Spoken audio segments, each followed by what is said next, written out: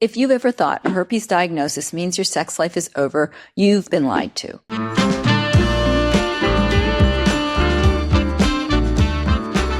Let's be honest. When you first hear the word herpes, your brain screams, no one will ever touch me again. But that's just not true. We need to stop treating herpes like a moral failing. It's a virus, not a death sentence for your sex life. You can still have amazing sex after a herpes diagnosis, and I will tell you exactly how to protect yourself and your partner. I'm Karen Bigman, certified sex educator, midlife, life, sex, and relationship expert, and today we're tackling a big one: sex after a herpes diagnosis. Now, herpes is a very common skin-to-skin virus. There are two main types, HSV-1 and HSV-2. HSV-1 is often associated with oral herpes like cold sores, and HSV-2 is more commonly linked to genital herpes, but either type can show up orally or genitally. What matters is that not everyone who has it knows that they have it. The virus spreads through direct skin contact, not toilet seats or towels. But you don't have to have penetration for transmission. Kissing, oral sex, and genital contact without penetration are also enough to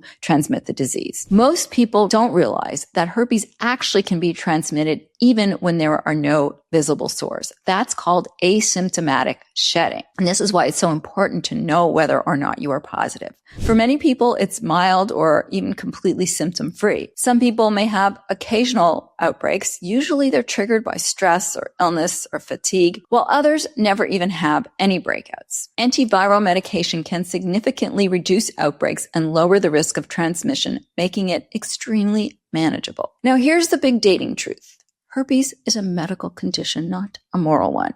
It doesn't mean someone was reckless. It doesn't mean they were dishonest or dirty or promiscuous. In fact, most people who have herpes got it from someone who didn't even know they had it. You may think your sex life is over, but it's just beginning in a new way. Let's start by letting you know that I know many people who have had herpes for years and have had healthy relationships without transmitting it to their partners. But what is herpes and why are we so darn scared of it? The biggest challenge with herpes, unlike many other STIs, is that there's no cure. However, while it can be very uncomfortable and even painful, it is not life-threatening. Let's address some of the misconceptions about herpes. Misconception number 1, I can only have sex with someone who has herpes. Now, that is a very common fear once you've been diagnosed, that you feel like you only will be safe with someone who already has it. But the truth is, if you are really connected to someone and you trust each other and you communicate well, that is so much more important than your status. But you need to be honesty. Disclosure is key and it's very sexy. Misconception number 2, if I have sex once, I will definitely get it.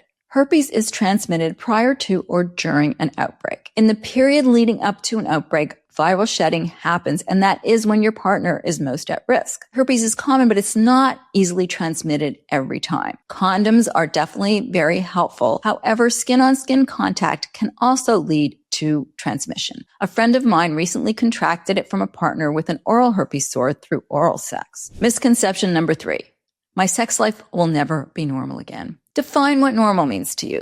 Let's start by thinking about sex outside the box. I talk about redefining sex. You can have connected, passionate, playful, fulfilling sex, even if you're not having skin-on-skin contact when you are in an active outbreak.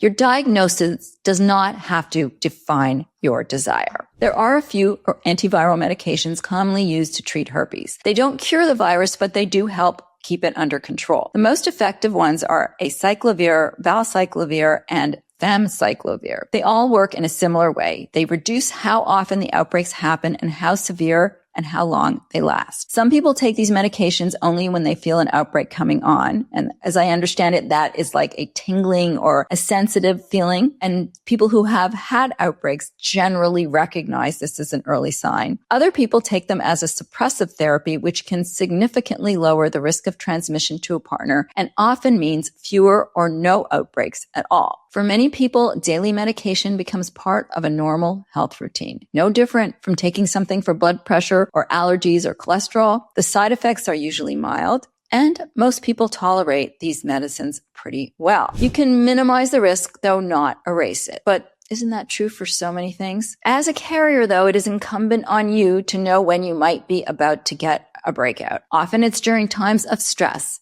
It's in those times you take proper precautions, and sometimes that means staying away from your partner physically until your breakout is fully cleared. It is your responsibility to let your partner know about your diagnosis and to give them a choice. So, to summarize, you can have sex with someone who doesn't have herpes. You won't necessarily give it to them, and your sex life is not over. One more note for those people who feel they would rather be with partners who are positive for herpes. There are apps that connect you with others in the same boat. Positive Singles is one.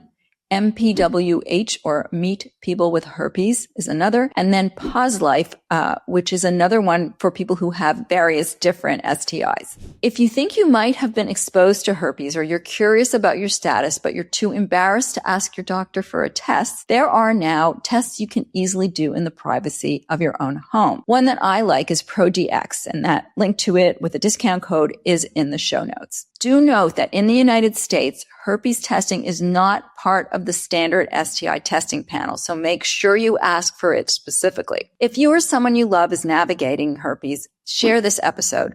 The more we talk about it, the less shame wins. And if you want to hear more honest conversations about sexuality, aging, and confidence, subscribe to Taboo to Truth and join my community for exclusive, unfiltered content. Thanks for watching. If you've enjoyed this video, why not subscribe so you can make sure to be notified every time a new episode comes out. And you can head over to my website and get your own pleasure playbook to spice up your sex life. In the meantime, until the next episode, grab your favorite drink and put me on speaker. It is time we broke the silence.